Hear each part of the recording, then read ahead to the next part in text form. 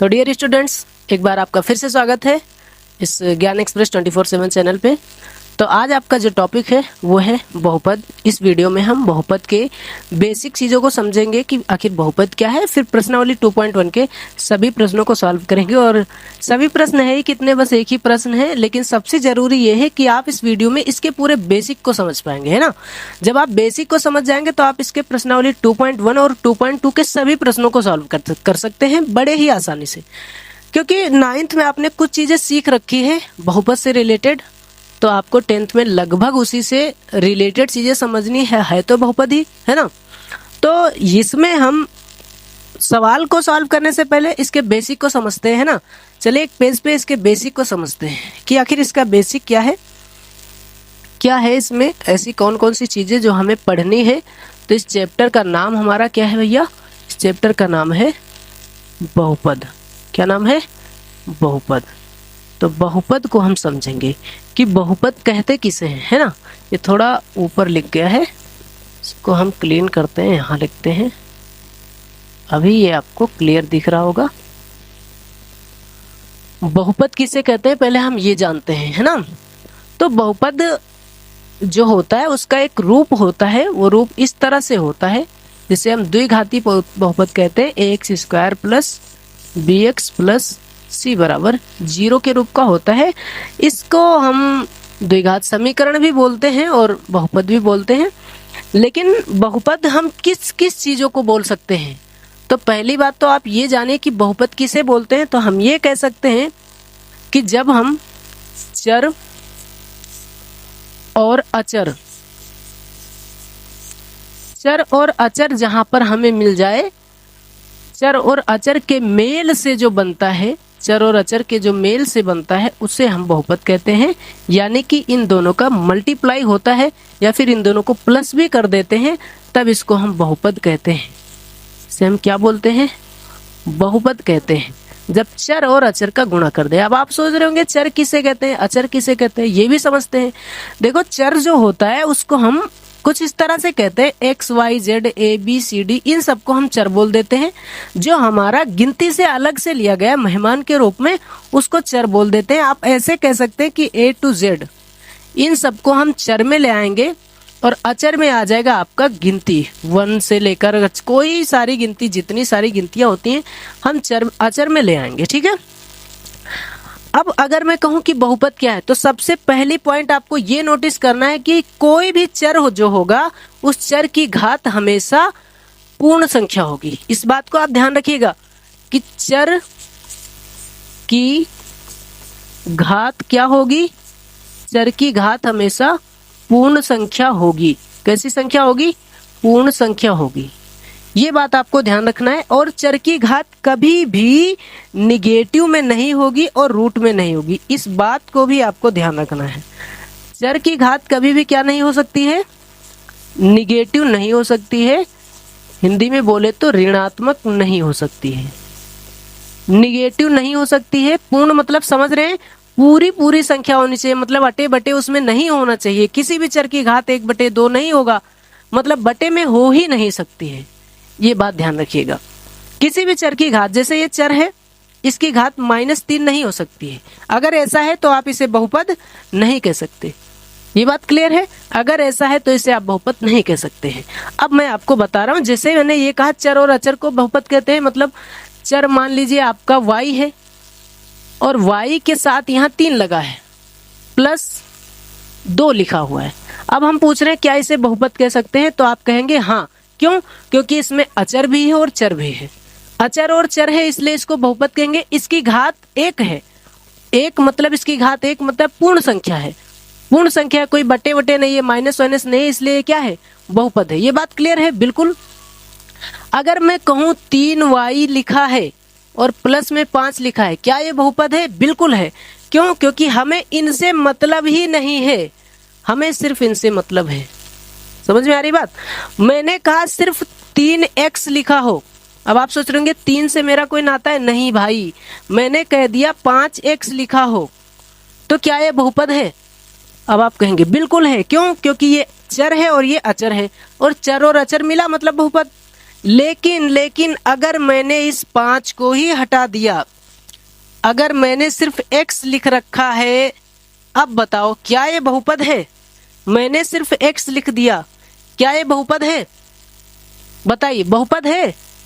तो आपके दिमाग में दो चीजें आ रही होंगी, इसमें अचर तो है ही नहीं। लेकिन नहीं, आप किसी भी अचर को ये समझ के चलिए कि एक से उसको गुणा किया गया है, एक से कम x, अचर भी था चर भी था, अचर और चर मिलके क्या बन गया? बहुपद बन गया। अभी बात क्लियर है ना?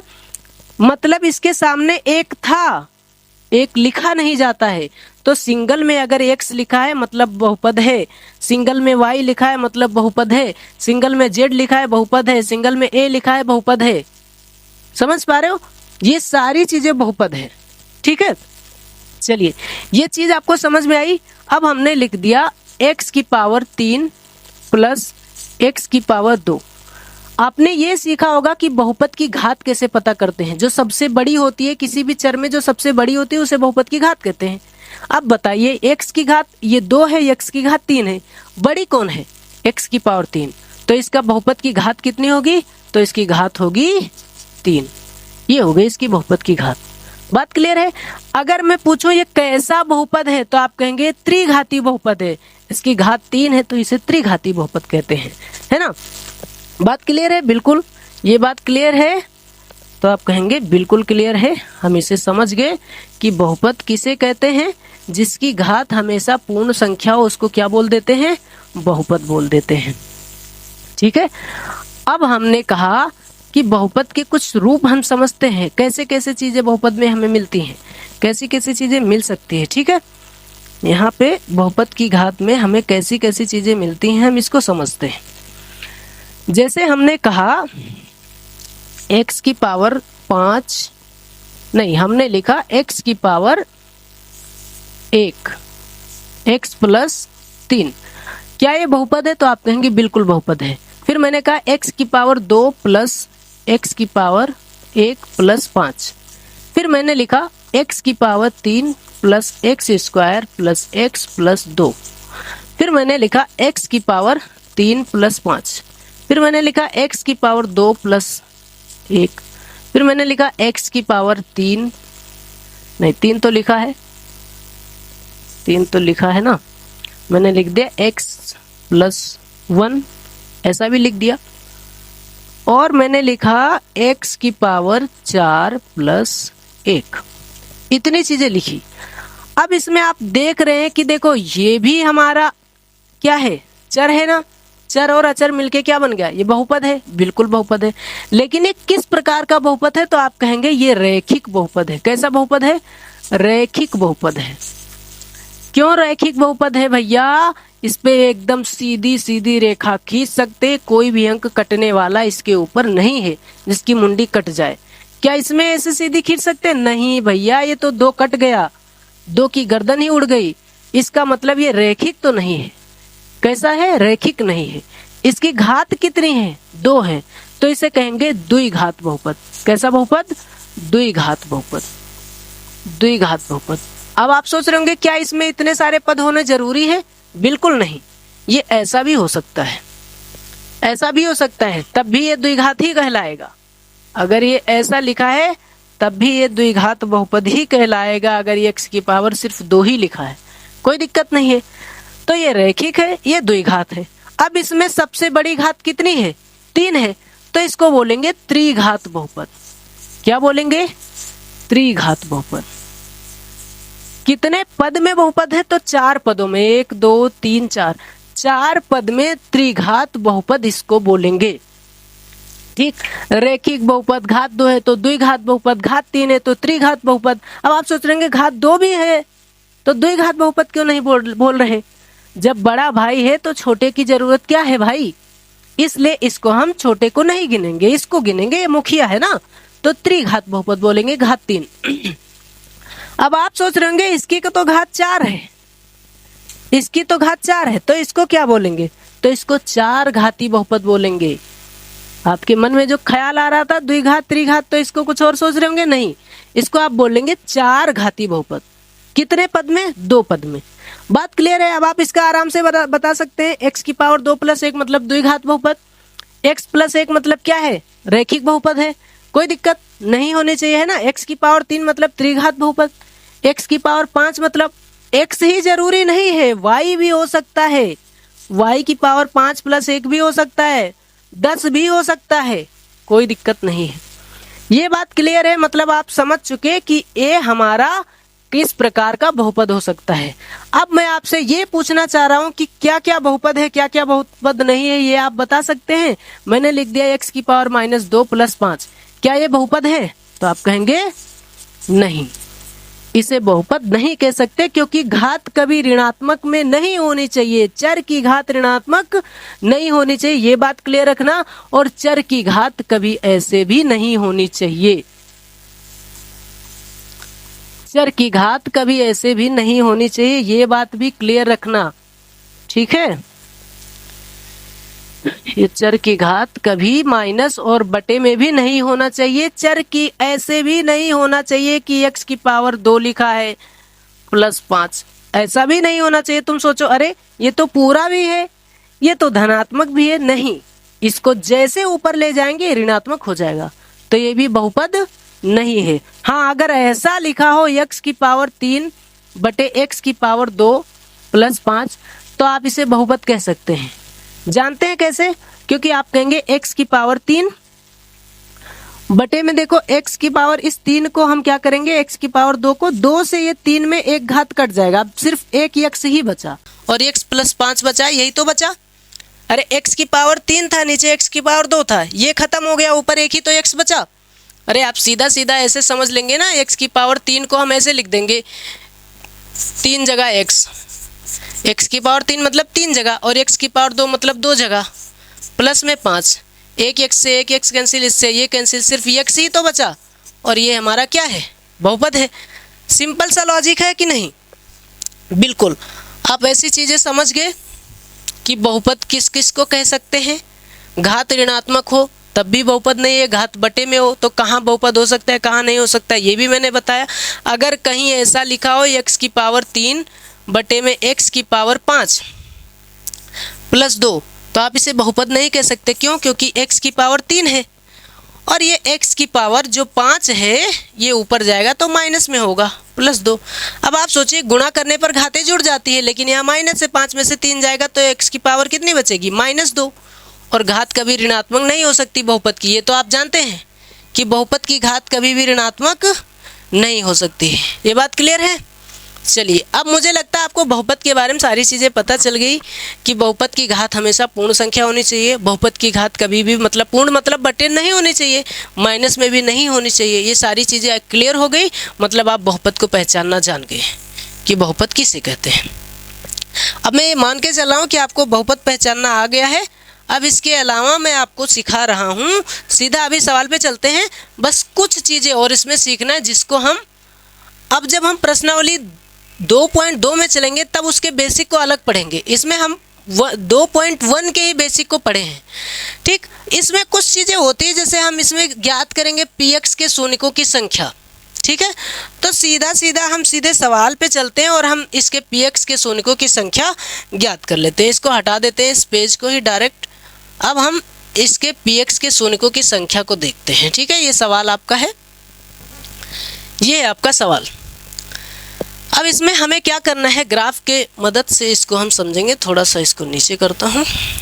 चलिए, अब प्रश्नावली 2.1 में सिर्फ यही एक सवाल है और इसी सवाल को ख़त्म करते हैं, सारी बात ख़त्म हो जाएगी, ठीक है। अब इसमें क्या है कि पहला सवाल, किसी बहुपद px के लिए y बराबर px का ग्राफ नीचे हमें आकृति में दिया गया है और प्रत्येक स्थिति में हमें px के शून्यकों की संख्या ज्ञात करना है। अब y बराबर px मतलब ये हो रहा है कि y का मान जितना होगा px का मान उतने होगा।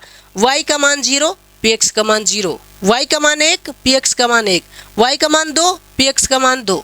जो y का मान होगा वही x का मान होगा। ये बात क्लियर है? तो एकदम से आपको ये समझ में आएगा। मतलब ये है कि जो y का मान वही x का मान।